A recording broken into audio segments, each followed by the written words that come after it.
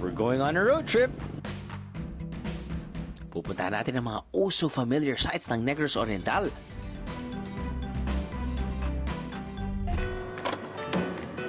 Siyempre, ang unang pagbabasahin natin yung balat.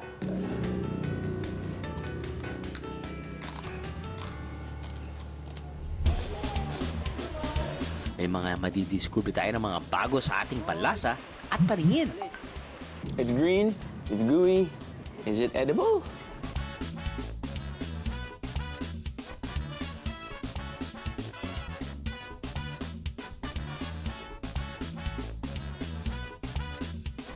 Ano ba kayo? Green mango shake lang yan. Magiging plastic ako kung sabihin ko hindi mapait.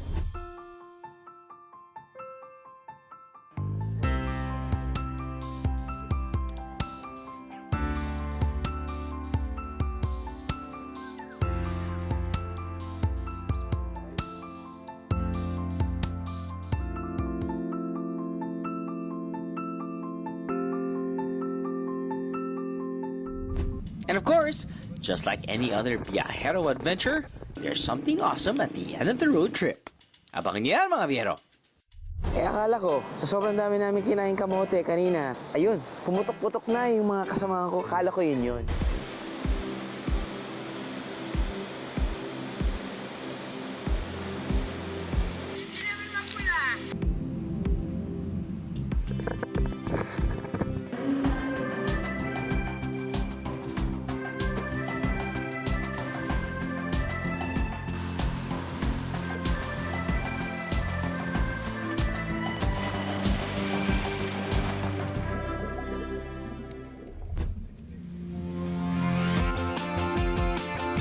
Negros Oriental. Dito ka makakakita ng world-class diving sites at may zero crime rate raw na tourist spot. Maniniwala ba kayo sa akin o hindi? Yan ang patutunayan ko ngayong gabi. Fasten your seatbelts, Viajeros. We're going on a road trip around Negros Oriental.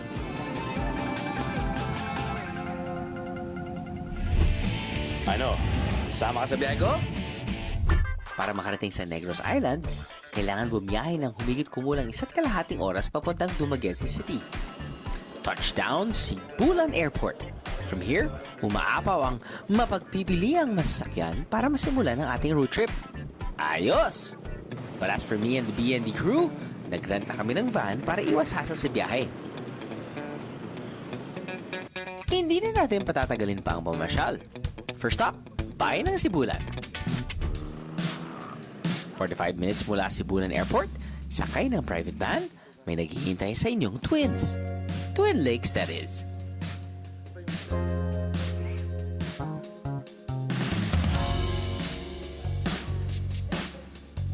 May dalawang lakes dito, Yes, sir. we have a bigger- Kaya tinawag nilang Twin Lakes. Twin Lakes, Okay. oo. Ito po yung nakikita natin, sir, ngayon ay... That's called Lake Balin Sasayaw. Okay, parang pangalan po yan ng ibon. Ibon. So yung mga locals before, sabi nila, Baling Sayaw-Sayaw. Baling is ang dami. Later on, ano na siya, Balin Sasayaw. 76 hectares yung area niya. And then yung elevation niya above sea level is Opo. 830 meters above sea level. If we're going to the other lake, the smaller one, Lake Danao, boating tayo, and then we trek up to the viewing deck, 840 meters above sea level yun doon. Walang sawang pinapasyalan ng Twin Lakes na to sa bayan ng Sibulan. Dito nyo naman kung bakit, mga biyero. Do I need to say more? Nandito rin lang kayo, subukan nyo na rin mag-birdwatching. Dahil sa mga naglalaki ang puno at buhay na ecosystem, hindi nakapagtataka na tirahan ito ng maraming ibon. Bilang birdwatcher, saan yung para sa'yo the best spot? Okay. Walang best spot dito, no? Because the birds, they transfer from one fruiting tree to the other, no? Pag saan yung bunga ng punong kahoy, doon sila kumakain, dumadapo. So from here, the best way would be for you to get a boat and then Just go around. Go around. You, And then, gano'ng katagal yung experience, sir? pwede 1 hour.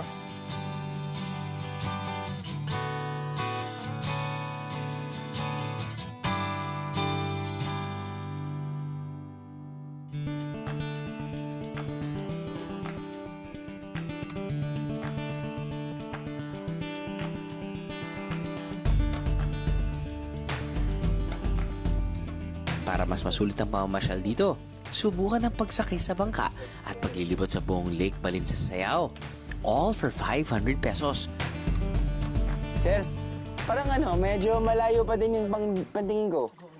Baliktad eh. Ha? Baliktad. Sus naman, no. Baliktad pa rin. Ha? Baliktad pa rin. Baliktad pa rin? Oo, side B yun eh, side A. Reverse, yun. Ah. Ayun. Lapit na sir. Opo. Ayun po. Nakahubad po yung isang Amerikano doon. Biyahero tip, watch out for flying birds as you cruise down the lake. Make sure that your binoculars and cameras are ready. Kaya tinawag na ito yung lakes. Ito yung pinakamalaking lake, pinaka-deep. It's the lake Balin sa Sayao. Tinahak natin siguro, probably, I don't know, 10 minutes. But, yun nga yan when you're here, dapat hindi ka mag-rush because, you're just here to appreciate nature, go bird watching. If you brought your cameras with you, bonus yun. Dahil mong pwedeng puntahan Pwede mong igilid lang yung bangka di ba? Para lang mas malapit ka sa mga puno. Ibig sabihin, pag mas malapit ka sa mga puno, mas malaki yung chance mong makakita ng mga endemic birds or different types of birds here. But then, kung okay ka na, yan, paparada tayo dito at konting trek lang, pupuntahan naman natin yung the other lake, which is Lake Danao. Nabisita na natin ang Lake Balin sa Sayao. Doon naman tayo sa kakambal niyang si Danao. Medyo matagal-tagal lang lakaran para matanaw si Danao. But don't worry, sulit naman ang paglalakad nyo dahil balita ko, talagang maganda siya. Looks like you're having fun. How do you enjoy the place? How did I what? How do you enjoy the place? Oh, I love it. It's great here. Yeah. I'm real thrilled, especially the mist. The mist is mystical. Right. You know, the first lake, okay, and then Boom. No need for that. no drugs. No drugs. No drugs. The mist will get you high. Right. You know, How's the water? the water is perfect. And if you want to cool down, go down 2 meters, drops about 5 degrees centigrade. Yep, Lake Danao is beautiful. I don't like it, I love it. When you're at the lake, just relax and appreciate the water and the view.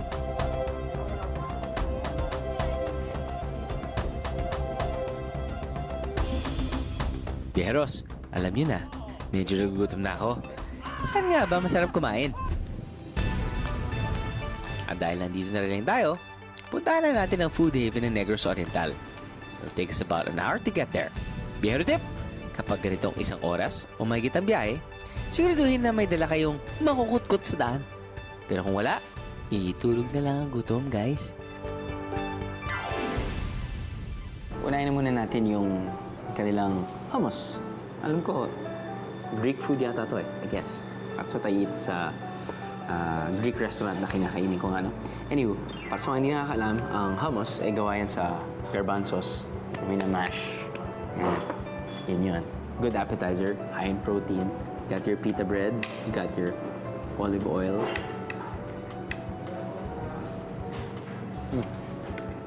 Very good. No, I was talking to the chef/owner.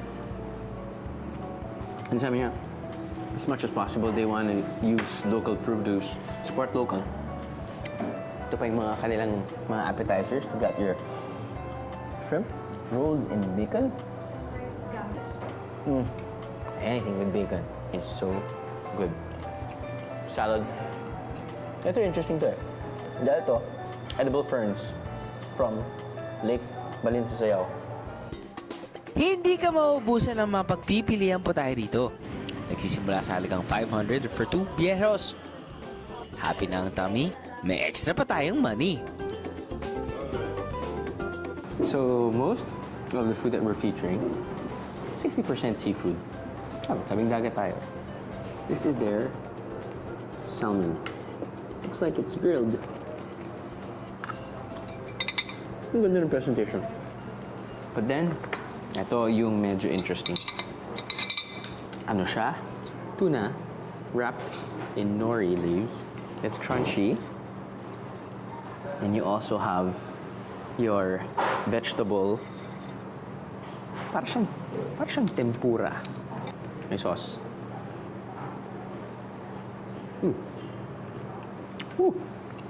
So yeah, I guess if you just wanna experience something new, something out of the country, you know, type of cuisine, KRI might be the restaurant for you.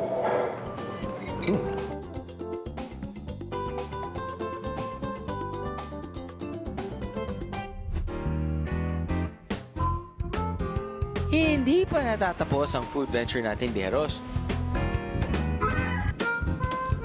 Saluyot soup! Garlic saluyot soup. Lalabas na lang na crocodile sa loob. How can I eat this, Mom? Mommy! This... I smell first. Ooh! Pikit mo na lang mata mo. Sige mo na lang, healthy, longer life. Subukan ng kakaibang extreme adventure sa Valencia. Travel for more, Bijeros! Ilang stopover na lang, mapupuntahan na natin ang paraiso na to sa ilalim ng dagat.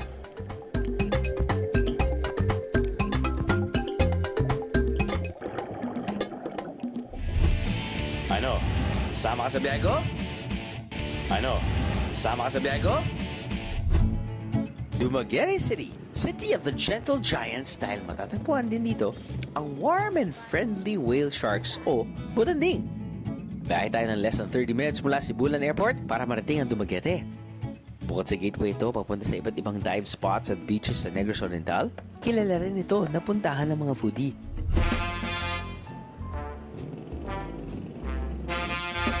Di natin pwedeng lagpasan ang isang kilalang coffee shop dito sa gumagawa ng all-time favorite dessert natin. Yep! The melt-in-your-mouth Santrival and Silvanas. Mula sa classic dessert, pupuntahan naman natin ang bida sa handaan, which is about 10 minutes from here. May I present to you Dumaguete's version of lechon. Mukhang handang-handa na yung lechon natin ngayon. Ano po ba yung istorya ng Jerry's Lechon? Ang lechon namin nag-start ito na 1982. 1982. Isa yata kami sa pinakamatagal na lechonan dito sa Dumaguete. Dumaguete. Wow. Nagsimula bilang isang maliit na pwesto ang lechonan ni Mang Jerry. Dahil laging bida ang roasted pig na to, mabilis na nakilala si Mang Jerry. May secret ingredients pa raw silang hinahalo sa mga baboy, kaya sumasarap ang bawat kagat. May kaibahan po ba sa pagluluto ng lechon? Yung lechon namin kasi naliligo sa gatas. Naliligo sa gatas? Oo. Okay. Bakit niyo po naisipan na gatas ang ipahin? Yun na kasi nakasanayan. Kasi galing pa to sa mga parents ng sawak. So yung gatas ay para sa lasa? Hindi O, para sa kulay? Para sa kulay din. Para sa kulay din. Para even siya. That's how they take care of their pork, mga biro. Give them a milk bath. Para mas masarap, ikaw din ang pipili ng iyong baboy. Ika nga nila, bespoke lechon. Sige, subukan natin ito, madam. So usually, hindi po dito kumakain mga tao. Wala kaming kainan. Lechonan lang. Lechonan lang talaga. Pupunta sila dito para mag-order. Para mag-order. Ng isang buong lechon. Aba, proseso pa lang ng pagluluto. Parang naiintriga na ako, ha?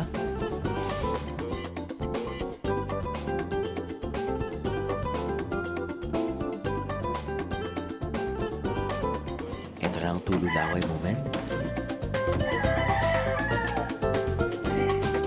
Siyempre, ang unang pagbabasahin natin yung Balat.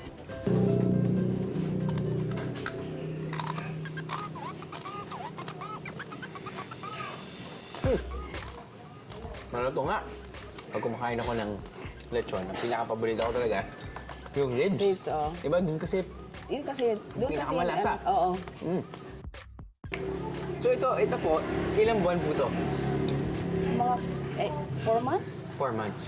Di ba may lechon de leche, Oo. ganyan? Ilang months yun? Yung mga 2 months, maliliit. Maliliit po yun. Pero bakit po in-order nila kung minsan de leche kaysa dun sa malalaki? Kasi daw, mas malasa yung maliit. Mas malasang maliit. So kanya, sabihin natin, lechon de leche, magkano po yun? 3,000 yung lechon de leche namin. 3,000. Ito po, 3,500. 3,500. Yung mas malaki naman, May 6,000 yung nasa loob. sa loob. Okay. Yun. Ito talaga yun. Medyo malasa. At syempre, madaming taba. Hindi naman araw-araw kakain ka ng Oo. lechon. So, sulitin mo na. Ayos. Tandaan, kung gusto niyo mag-uwi ng pasalubong na lechon, kailangan lang mag-order ahead of time. Solve? Solve! Nakahanap na ako ng kakaibang klase ng lechon. Nadagdagan pa ang listahan ko ng mga pasalubong. Mukhang napasubo tayo sa matatamis at putok-batok na pagkain, mga biyero. Time to detoxify!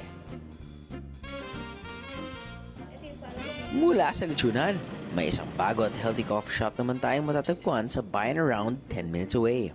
Sinasabing ang coffee shop na to ay gumagamit ng all organic ingredients. Nandito tayo ngayon sa Dumaguete and, for the past couple of years, umuusbong na talaga yung mga different coffee shops. Hindi lang sa Metro Manila, di ba?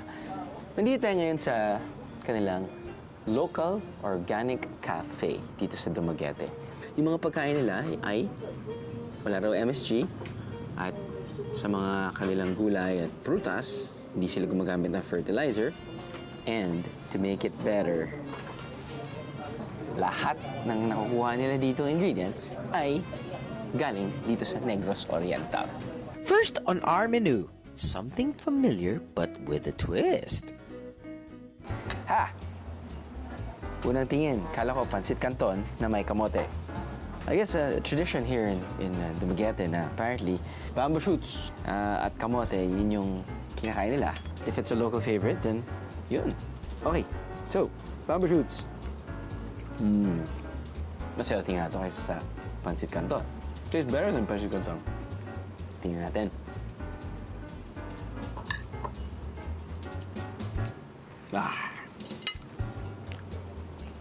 Feels like home. Sunod naman nating susubukan. Kakaibang alternative sa ating nakasanayan. Moving on. Ito ay mukhang manok.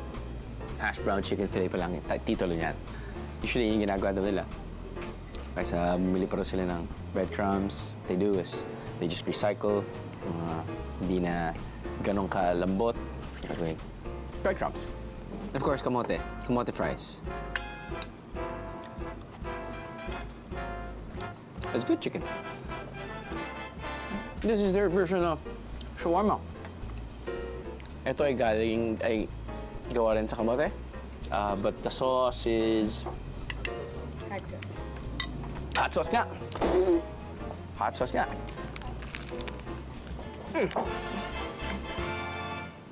Sukalan nyo. Normal lang itong restaurant na to. Hindi. Umitingin sila sa mga tao kumakain. Tingnan nyo. Nakaka-conscious. E paano pag may tinga ka? It's doable. Gamit ka ng ibang ingredient. But this one also, their pizza, is made out of kamote. Yes, sir. Kamote ulit.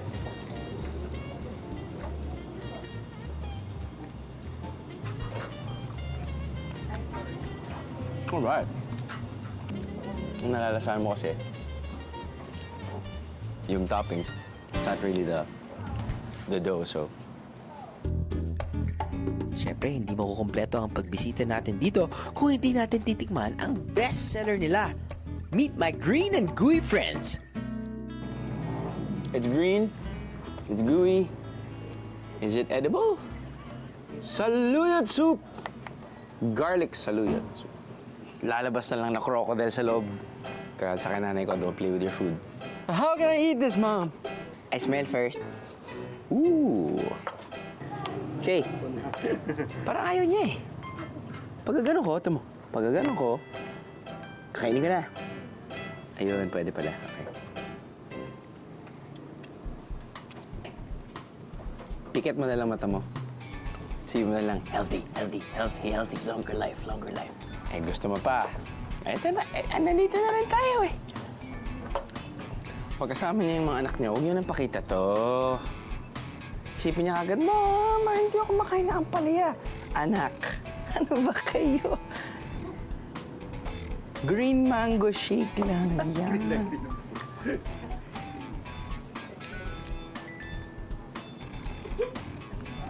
Magiging plastic ako kung sabihin ko hindi mapait. Alam mo, nag-evolve na yung panlasa ko over the years. 12 years na rin natin ginagawa to, di ba? Dati hindi ako makain ng kinilaw. Ngayon, paborito ko na kinilaw. Dati hindi ko kinakain ang lato. Ngayon, panalo. Dati hindi ko nakain ng palaya. Hanggang ngayon, hindi ko pa rin makain ng ampalaya. Pero para sa mga iba na kumakain, gusto nila yung paet eh. So, kain tayo. Kilala niyo ako, Mang Biero? Pag maraming nakain, inom tayo ng kape. Buti na lang kasama ko palagi ang cameraman kong si Jeff. Try niyo, sir. Kinakabahan naman ako sa gayo eh. Okay ah. Kape tayo, pero ako lang yung iinom. Hindi ako si Alan. Upo ka na rin dito. Ikaw muna. Ako muna. Ba't parang kakaibang kape yan, bro? Corn. Corn. Ang daming... Corn pala to, sir. Kaya sobrang dark niya. Ganun ba ang corn? Hindi ko din alam eh. Try niyo, sir. Sinunog na corn. Try niyo.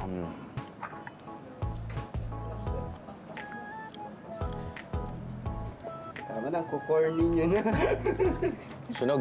Hindi kaya nakalimutan lang nung nagluto. Tapos nun, oy, pwede to. Kumain ka na palaya, bro? Oo, sir. Favorite ko ito eh. Ayan. Sarap. Sarap. Eto, the best. Sarap. Sobrang sarap. Siyempre, hindi papayag si Jeff na kami lang ang titikim ng mga putahe na to.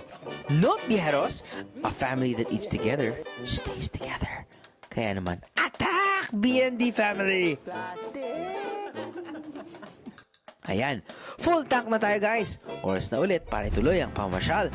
Tara, at bisitahin naman natin ang bayan ng Valencia. Less than an hour from Cebu lang ang biyahe papunta rito by bus or van. Ang mga adrenaline junkie nating barkada, tiyak matutuwa rito. Skateball or skate pool, nagsimula siyang sa US. Ang mga surfers, wala silang malalaruan ng mga waves. Naghanap sila ng alternative na kung saan sila makakakuha pa rin ng stoke. We're all surfers and then mga times kasi na wala kaming alon dito sa isla namin. So kaya gumawa kami ng bowl dito sa Forest Camp. Kakalaro din kami ng skate na para na rin siyang nagsusurfing. So that's really our intention. If extreme adventure isn't your thing, don't worry, Bijeros. There's still a lot of activities to do here. Ang Eco Park Resort na to, na nasa loob ng skate park, ang perfect venue. Well, the Forest Camp is probably the first eco-friendly adventure resort dito sa Negros. Yeah, of course, may nature pools, rock wall, our zip line, and then we also have a bike trail and pwede din kaming mag-guide ng hikes.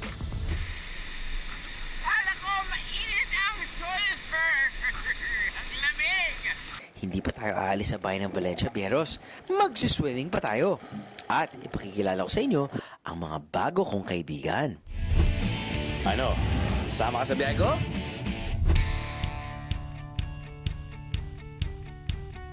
Noong nakaraang undas, marami sa ating mga kapuso ang bumiyahe pa probinsya para gunitain ang kanilang mga yumaong mahal sa buhay. At dahil tradisyon na namin ang paghahatid ng serbisyong totoo tuwing ganitong panahon, papunta man sa malayong lugar o pabalik sa Metro Manila, lubos ang aming serbisyong totoo. Umantabay kaming mga taga-biyahe ni Drew at News TV sa Bantay Biyahe Undas 2015. Nagkaroon ng libreng blood pressure check-up at first aid assistance mula sa Philippine Red Cross. May fun games at giveaways din. Kasama sa paghahatid ng Bantay Biyahe ang aming sponsors, Shell Fuel Save, Eskinol Facial Deep Cleansers, EO Executive Optical, TGP The Generics Pharmacy, Nissin Cup Spicy Seafood Noodles, Del Monte Heart Smart. Nariyan din ang iba pa nating mga kaibigan. Kaya sa lahat ng mga nakibahagi sa Bantay Biyahe Undas 2015, maraming salamat sa inyo. Thank you po sa biyahe ni Drew. Malaking tulong to sa... Ano? Sama ka sa biyahe ko?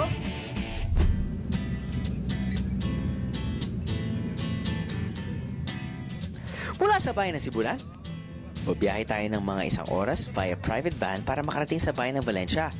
Kung wala kayong pagrenta ng private van, aba, pwede naman kayong mag-bus, guys. Dito natin matatagpuan ang iba't ibang natural wonders ng Negros Oriental. At alam nyo ba, ang Victoria rin ang supplier ng kuryente sa Visayas region? Yup! Sige nga, kilalanin pa natin ang Valencia, Bieros. Papunta kami ngayon sa Pulang Bato Waterfalls. No? Yun yung one of the main attractions dito sa Dumaguete. Akala ko, sa sobrang dami namin kinain kamote kanina sa local organic cafe, ayun, pumutok-putok na yung mga kasamahan ko. Kala ko yun. Yung pala, yung naaamoy ko ay nagagaling sa sulfur smoke from the sulfur vents na apparently nagbibigay ng geothermal energy. Na apparently, nandito pala tayo ngayon sa town of Valencia na isa sa kanilang pinagmamalaki ay ang kanilang geothermal plant. So, kapag dadaan kayo dito papuntang Pulang Bato Waterfall, huwag naman kayo magduda sa mga kasama niyo. Yun lang inaamoy niyo. Or, pwede na rin kayo magbitaw para hindi kayo mahalata. From the town proper, we need to travel about half an hour to reach one of Valencia's popular tourist spots. A place where you will fall in love.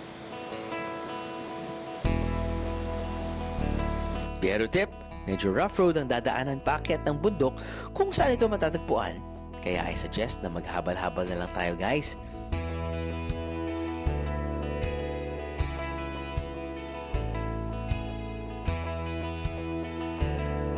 So nagaling na tayo ngayon sa Twin Lakes. Ngayon, nandito tayo ngayon sa Twin Falls.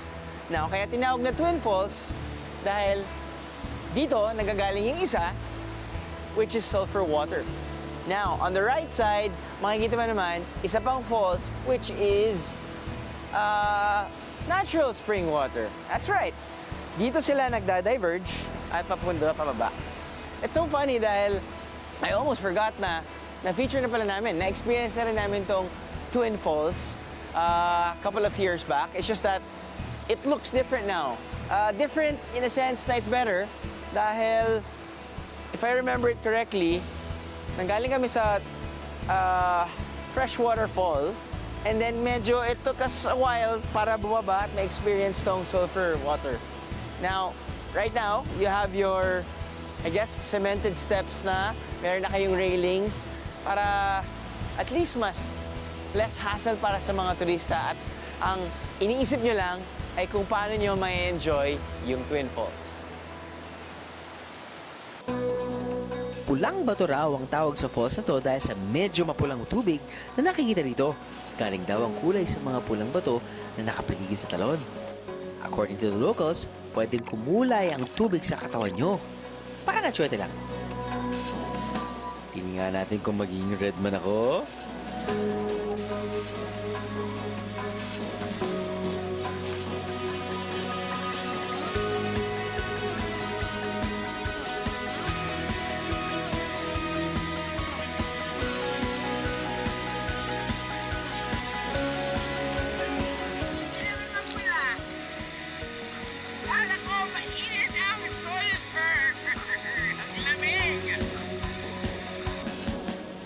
Bukod sa pulang bato, may falls din na katabi ito.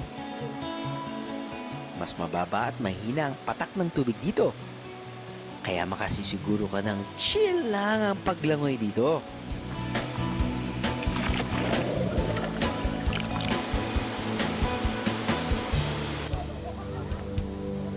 Naghahanap ka ng natural jacuzzi? Subukan naman natin ang malapit na hot spring. Ang Red Rock Hot Spring ay galing sa loob ng lupa, parang galong siya. Tinawag po siyang Red Rock kasi pula yung mga bato niya. dahil sa sulfur. Ang tubig yun ay hindi masyadong malamig, hindi masyadong mainit. Oo. Tamang-tama siya sa pagligo. Relaxing siya, tsaka therapeutic. 20 minutes lang naman mula town proper, makakapag-relax na ang iyong kalamnan sa halagang 10 piso. Medyo marami na tayong napuntahan sa road trip natin mga bero. Bedtime naman. Sure ako na hindi tayo mahihirapan sa paghahanap ng matutulugan. Mula budget stay hanggang luxurious accommodations.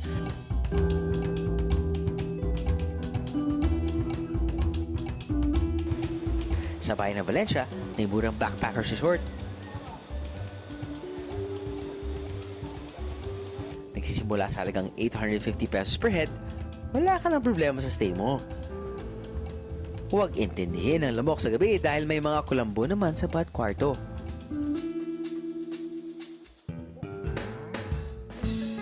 Kung may extra budget para sa accommodation, subukan bumiyahe papuntang kalapit na bayan sa Darwin. Dito raw kasi matatagpuan ang pinakamagaganda at sosyal na accommodations. Parang ito, pwede kang magstay hindi lang sa isang kwarto, kundi sa buong bahay.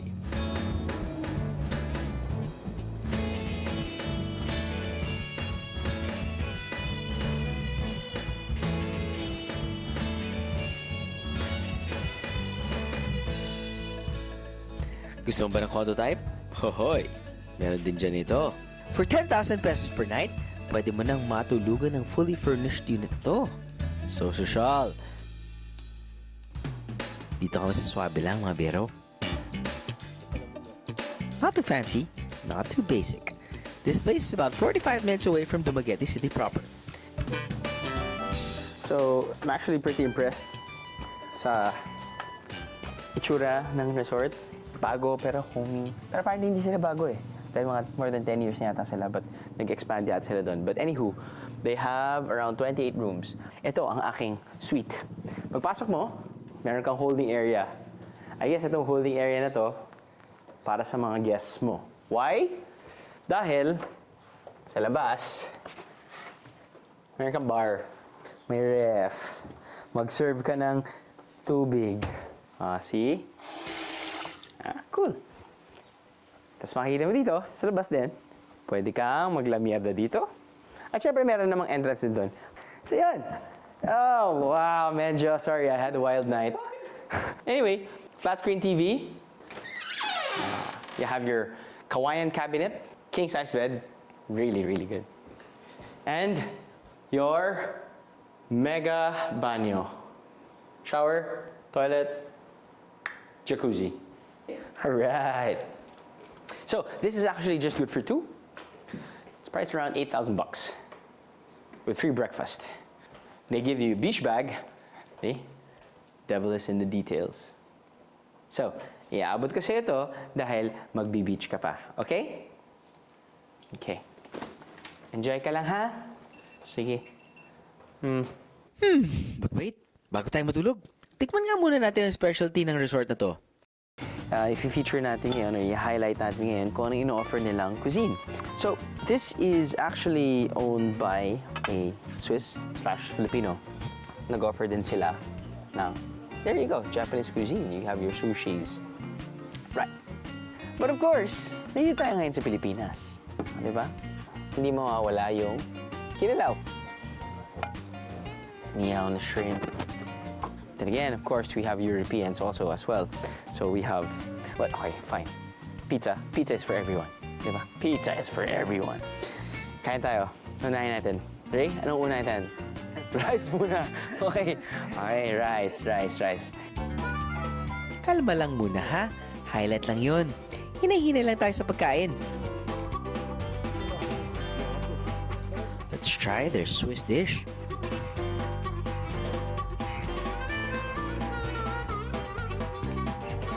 Kung meron kayong resort or establishment na tumagal na for, come on, a decade, more than a decade, you know that pasok na yung pagkain nila. Pasok na talaga yan. At yung panlasa ko, Pinoy. So, ito, pasok.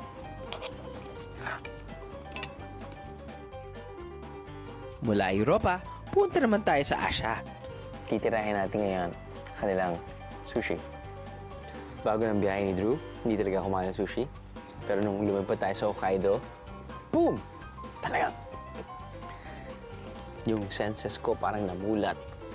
Pag-uwi ko dito sa Pilipinas, parang, ako, okay, medyo namulat ako sa cuisine ng Japanese. This is, I think, prawn. Whatever it is, look good. We can't decide what to eat? You have options. Options, options.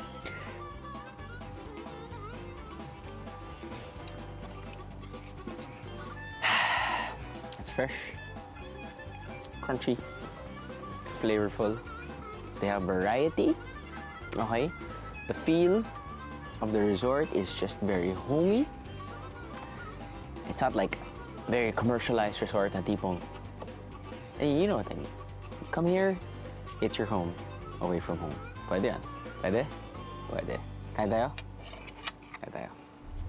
Pagkatapos dumaan sa iba't ibang bayan, mararating na rin natin ang isa sa highlights sa ating road trip. And I'm telling you, it's absolutely awesome. Hashtag road trip pa more, biheros. Biyahing Dawi naman tayo. Ano naman kaya ang meron dito? Siyempre, hindi tayo uuwi nang walang dalang pasalubong. Ano? Sama ka sa biyahe ko? Ano? Sama ka sa biyahe ko?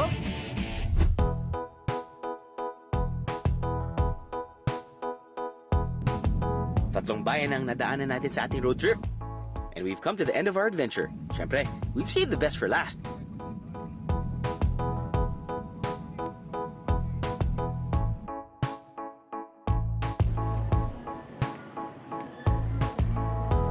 Ito po yung masasabi kong best tourist spot po, yung Negros Oriental. Marami pong dive spot dito, tsaka po mga magagandang tanawin po. Dadalhin ko naman kayo sa bayan ng Dawin na kilala bilang isang top tourist destination dahil sa world-class diving site itong Apo Island. Pero huwag masyado ma-excite mga biyero. Hindi tayo pupunta doon ngayon dahil may bago tayong susubukan.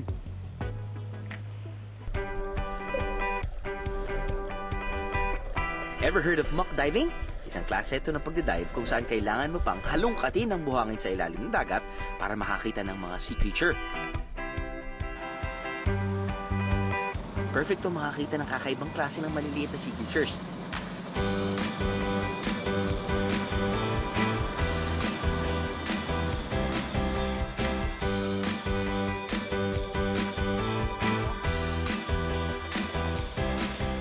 Excited na ba kayong ma-meet and greet sila mga biyero?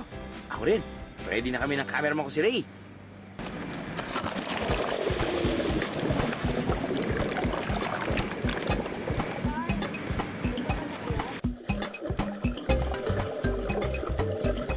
Pero tip, kailangan mo ng konting pasensya para makita ang mga sea creatures na to.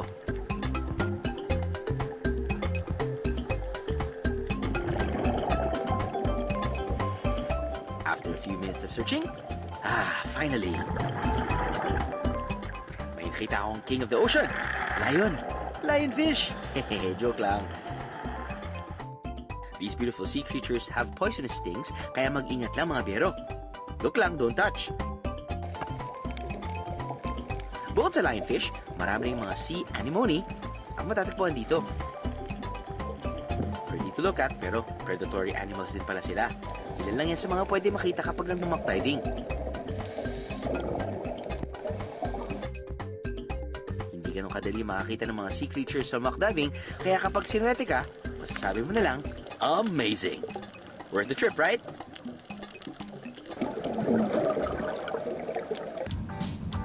Bago tayo umuwi, may oras pa para bumili ng pasalubong para kay Mrs. 10 minutes from our hotel is a local market kung saan pwedeng mabili ang isang masarap na klase ng suman. Dito tayo ngayon sa palengke ng Dawin, no? At bago tayo umuwi, bili muna tayo ng pampasulubong. Meron silang tinatawag na tapul. At dito mo mabibili yan sa palengke. Nay, magandang umaga po. Magandang umaga rin. Balita namin na nag-ibenta daw kayo dito ng tapul. Tama po ba? Opo. Ano po ba ang tapul? Ito ay sticky rice. Okay. Tapos, masarap ito, sir. Masarap ito. Oo. Buksan mo lang ito, tapos pwede mo tikman. So ano po siya? Sticky rice? Yes. Sticky rice. Okay. Tapos, lagyan na ito ng tsokolate. Ganun yan. Okay. Tapos, ito ay matamis dahil with sugar. Then yan is with salt. So ito medyo maalat, tapos lagyan mo ng konting matamis, panalo. Yes. Halos pareho lang pagluluto nito sa ordinaryong suman. Pero ang special dito, ang paggamit ng purple-colored sticky rice. Kaya mas healthy daw to.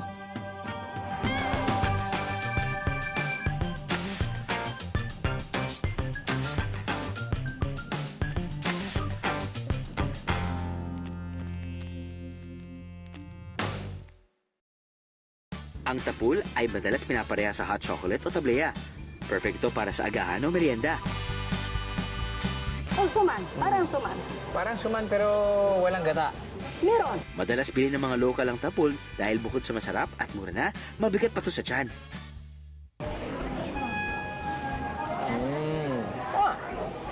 Konting gata, konting asin. Yun. Masarap din yan kung may hinog na mangga. Sumaka. Sumaka. Oo, Ganun ba? Suman, mangga, saging. Saging. Hindi saging. Yes. Magkano po ito isa? 10 piso lang. 10 piso. O sige ma'am, kuha ko ng 10. 10 piso. Okay. 10. Ibalot to. Yes ma'am. So yun, mga bihero, ang lasa niya talaga parang suman. Suman na konting asin, konting gata. Hindi siya, I guess, advisable kainin on its own. Mas maganda nga pag may konting tamis. Actually, pag maraming tamis. So, maganda talaga pagdating sa ganyan eh. Matamis na prutas. Perfect nga yung sweet mangoes. Okay na po. Nay, salamat po. Salamat din. Thank you po. Sa bawat biyahe natin, hindi importante kung gaano kalayo o kalapit ang ating nararating. Ang mahalaga, nagawa natin ang lahat para masulit ang ating biyahe.